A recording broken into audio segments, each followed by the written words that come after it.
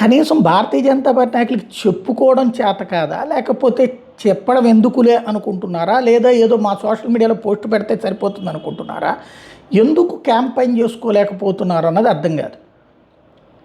ఇక్కడ ఆంధ్రప్రదేశ్లోకి అమిత్ షా ఎందుకు వచ్చాడు? ఎన్డీఆర్ఎఫ్ కార్యాలయం. ఎన్డీఆర్ఎఫ్ కార్యాలయం అంటే ఏంటిది? నేషనల్ డిజాస్టర్ రిలీఫ్ ఫండ్, అంటే జాతీయ విపత్తుల నివారణకు సంబంధించినటువంటిది. దక్షిణాది హెడ్ క్వార్టర్గా విజయవాడని ఎంచుకున్నారు, గన్నవరాన్ని ఎంచుకున్నారు.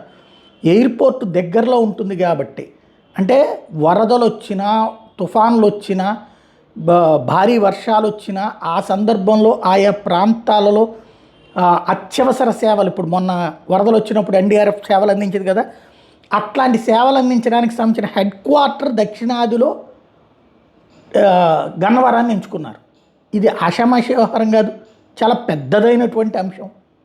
దాన్ని ప్రచారం చేసుకోవాలి. కేంద్ర సంస్థ ఇక్కడ ఆంధ్రప్రదేశ్లో గన్నవరంలో ఇప్పుడు దాని ఇనాగరేషన్కే వచ్చింది.